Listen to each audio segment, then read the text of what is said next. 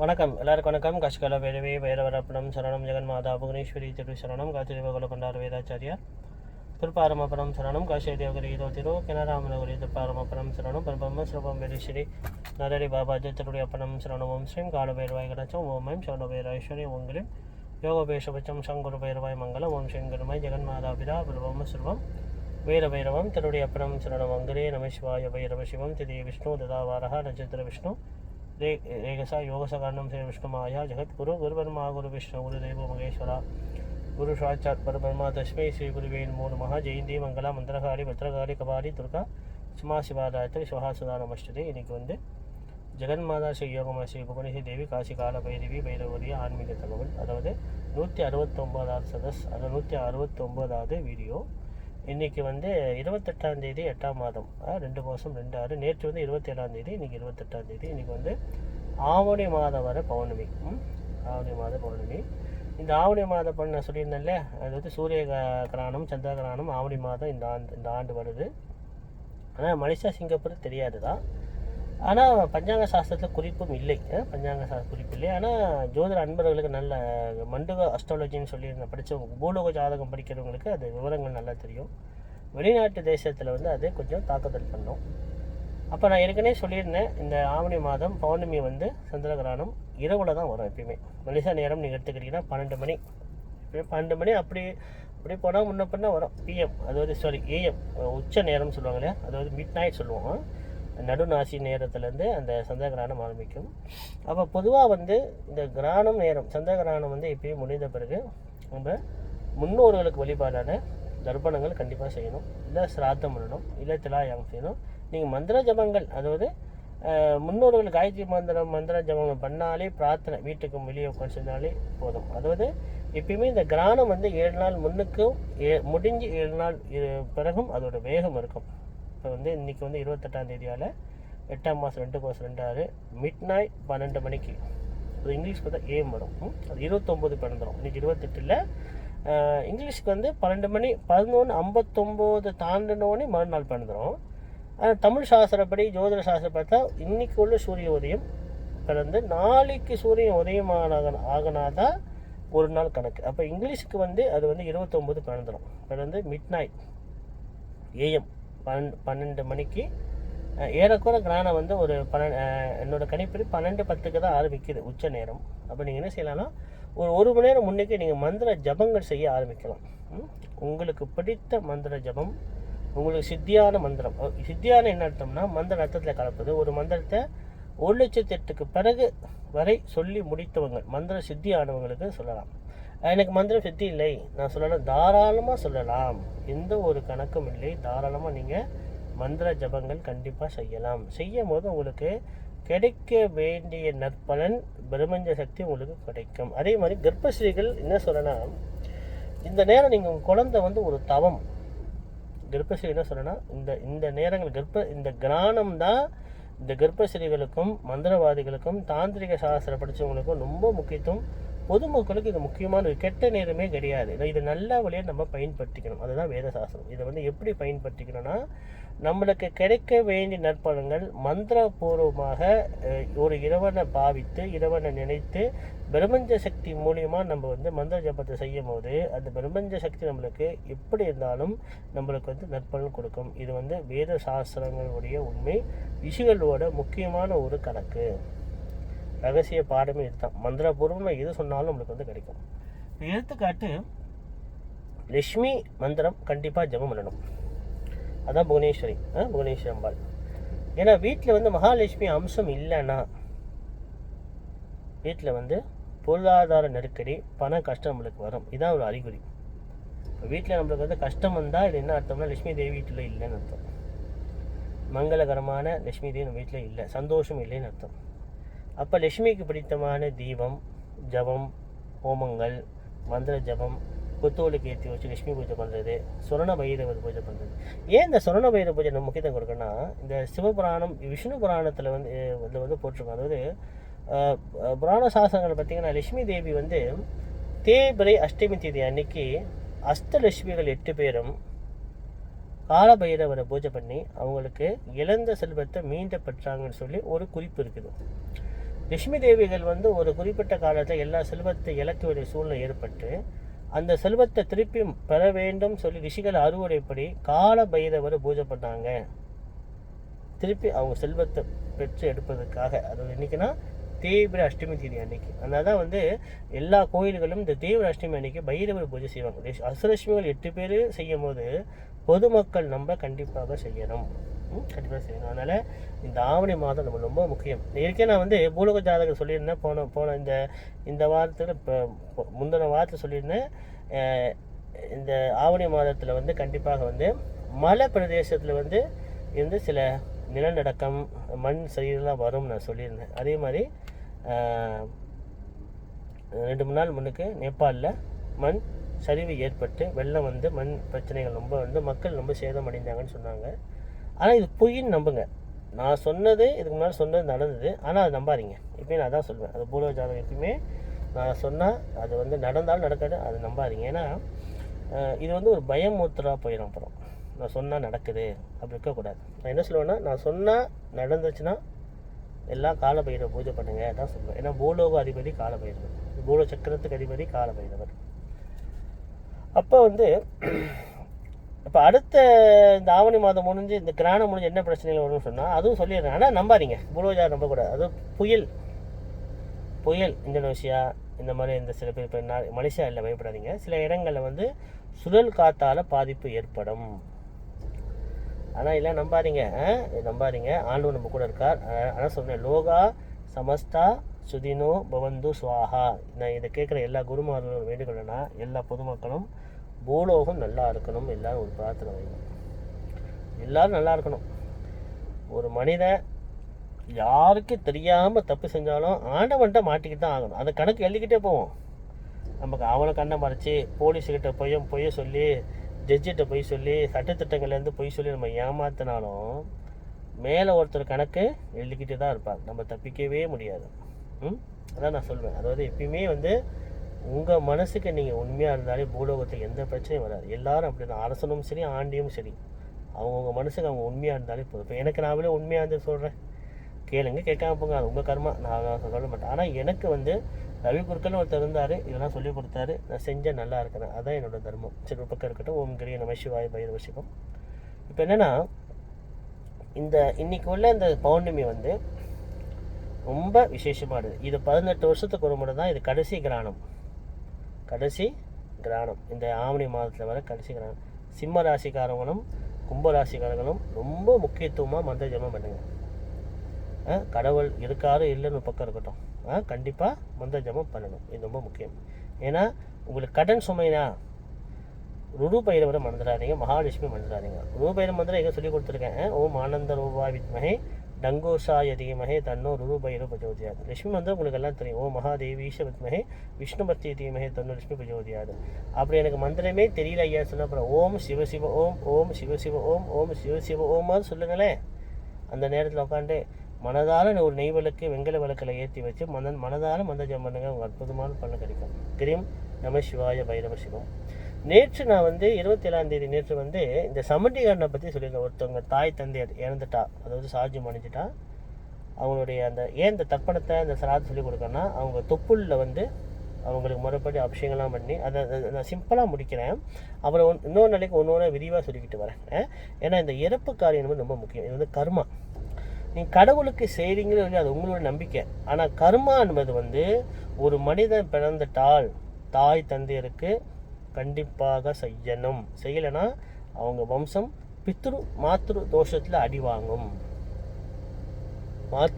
பித்ரு மாத்ரு தோஷம் இருந்தாலே நம்ம தலைமுறைகள் பாதிப்படையும். ஆம்பளை பிள்ளை பிறக்காது, சில பேருக்கு பிள்ளையும் பிறக்காது. பிள்ளை பிறந்தால் ஊனமாக பிறக்கும். 40 வயசுக்கு பிறகு குடும்பத்தில் வந்து தற்கொலை,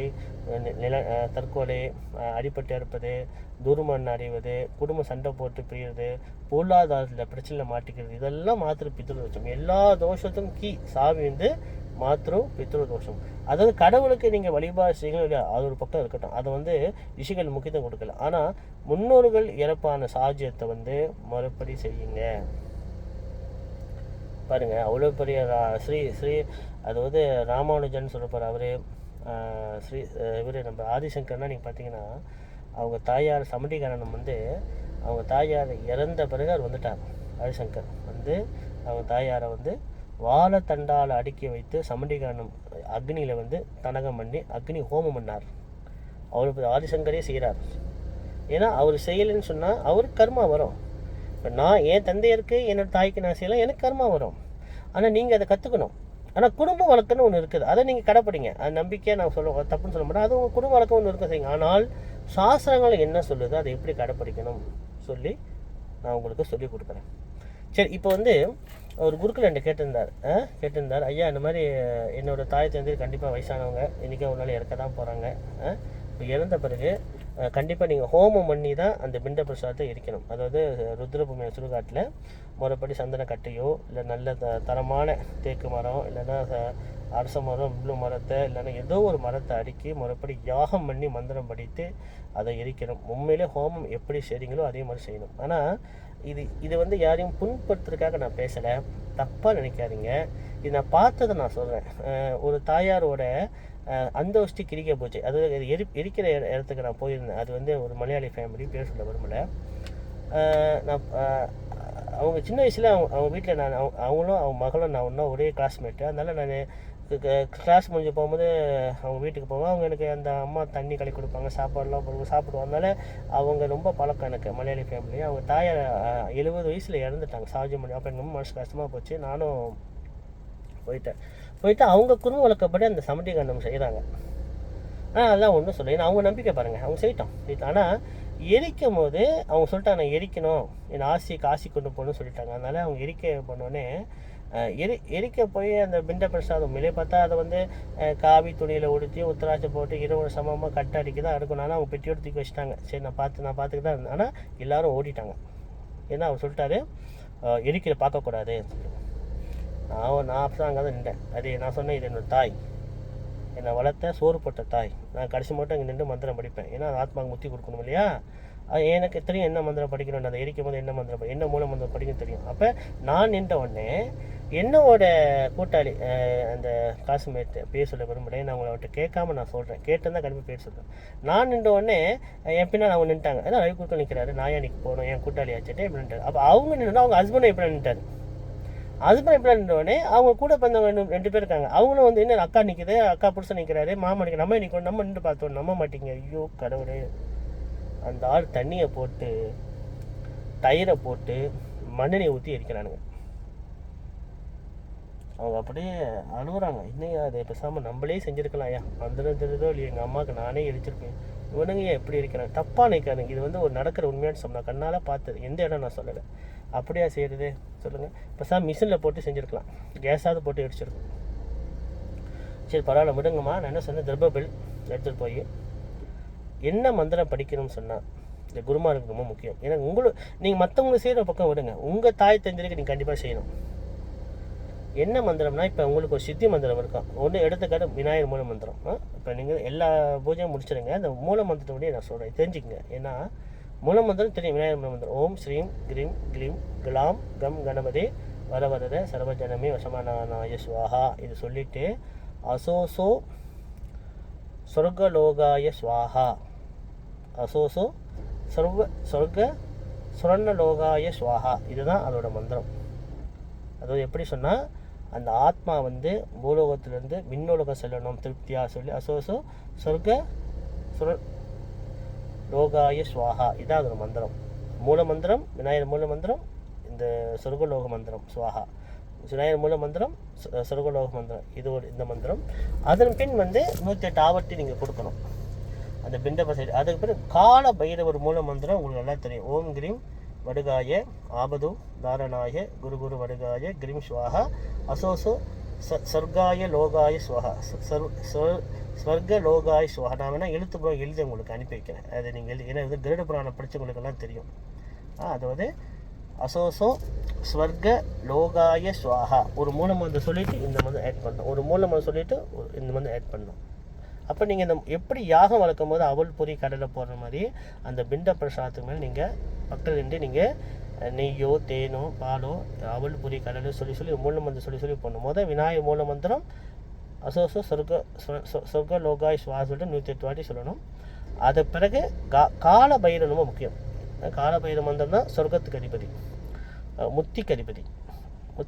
அப்போ அவர் மூல மந்திரமும் இந்த சுவர்ணலோக சொர்க்காய சுவாகா இந்த மந்திரமும் 108 முறை சொல்லணும். சொல்லி அதை பூர்த்தி பண்ணணும். பூர்ண ஆபத்தி கடைசி வெத்தலை பார்க்க வைத்து இந்த ஆத்மாவை விண்ணுலக விட்டு மண்ணுலக விட்டு விண்ணுலகத்துக்கு திருப்திகரமாக செல்ல வேணும்னு பிரார்த்தனை பண்ணி வெத்தலை பார்க்க ஆபத்தி பண்ணணும்.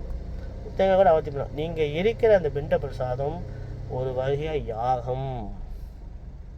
எப்படி நீங்கள் கோயிலில் கல்லடிக்கு ஒரு இறைவனுக்கு யாகம் பண்ணுறீங்களோ அதே சம்ஹாரம் தான் இந்த பிண்ட பிரசாதம் எரிப்பது, அது பிரேதம் எரிப்பது.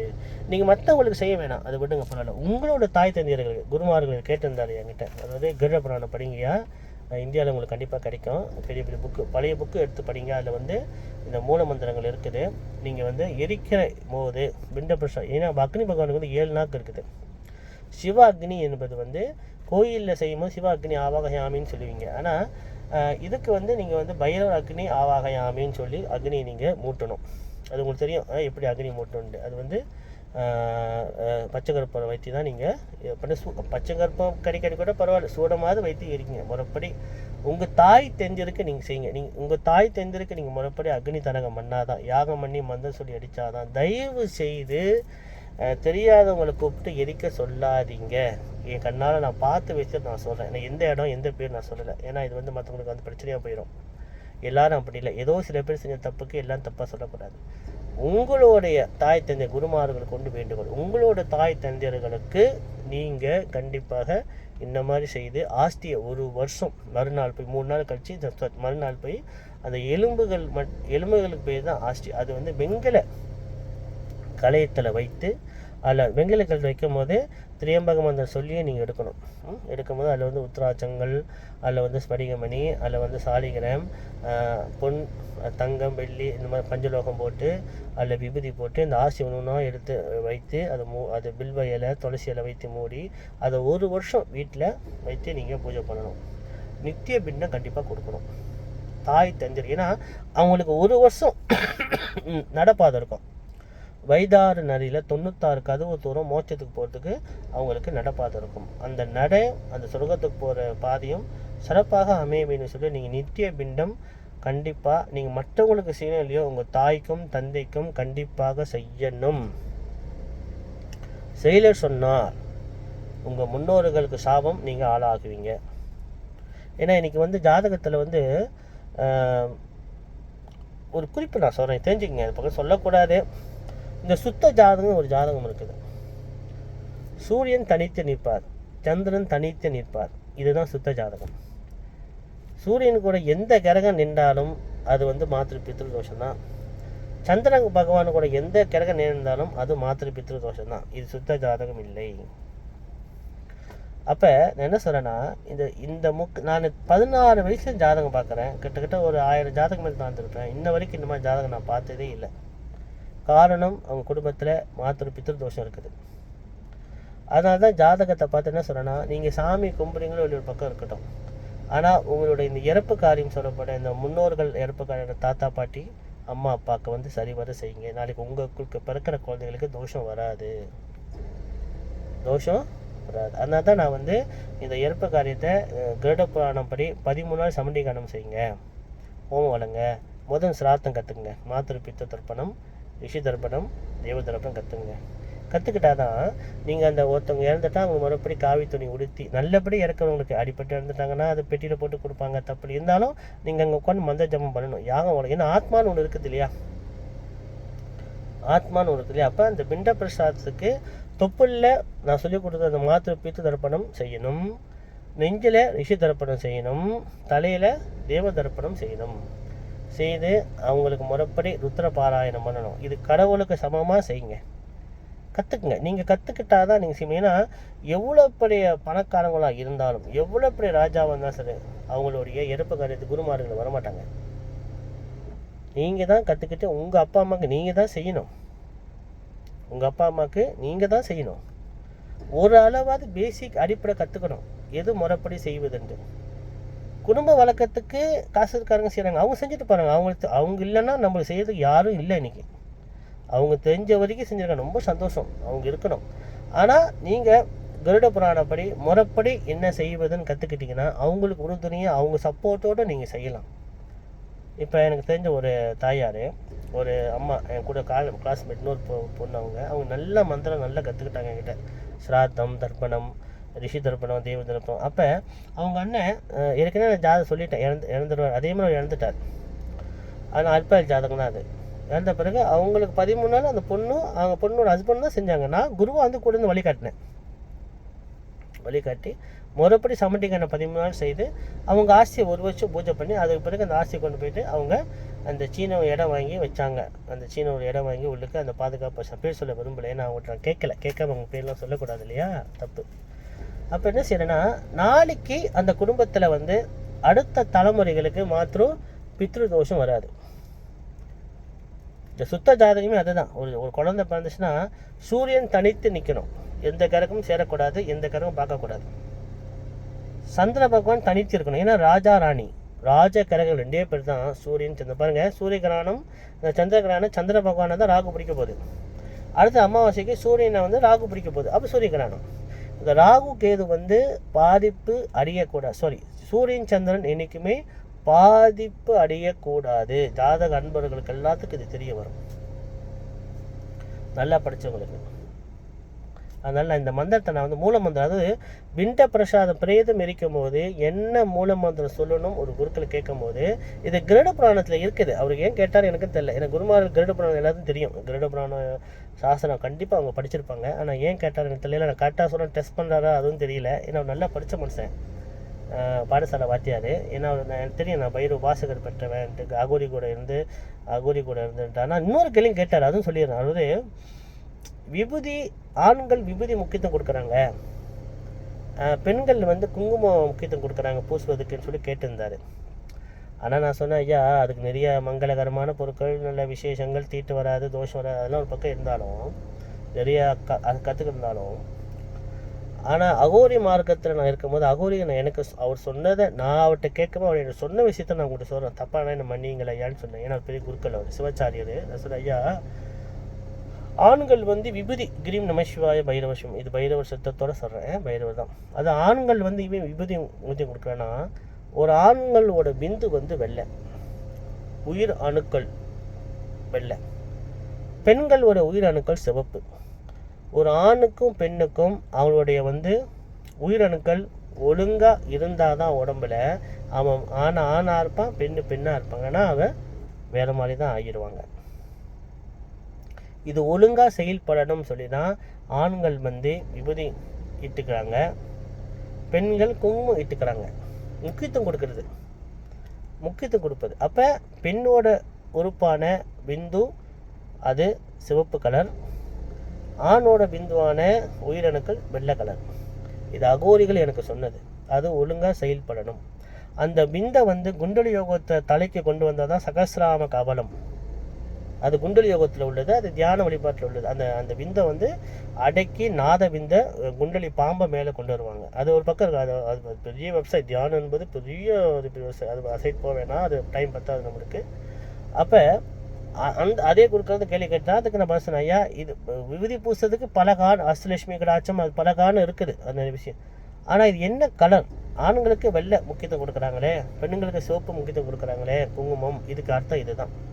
அவர் சொன்னது நான் சொல்கிறேன், தப்பாக இருந்தாலும் என்னை மன்னியுங்கள். நான் வந்து தெரிஞ்ச மாதிரி எதுவும் பேசலை. எனக்கு தெரிஞ்சது, நான் கற்றுக்கிட்டது, என் முன்னோர் சொல்லி கொடுத்தது, அகோரி கூட இருந்து நிறைய விஷயங்கள் நான் புரிஞ்சது, கண்ணால் பார்த்தது, இதை தான் நான் உங்களுக்கு சொல்கிறேன். நீங்கள் ஏற்றுக்கிட்டா ஏற்றுங்க, ஏற்றுக்காட்டி போங்க, அது உங்கள் இஷ்டம். சரியா? அதாவது இன்றைக்கி உள்ள இந்த கிரகண நேரத்தை எல்லோரும் சரிவர பயன்படுத்துங்க. நிறைய மந்திர ஜபத்துக்கு முக்கியத்துவம் கொடுங்க.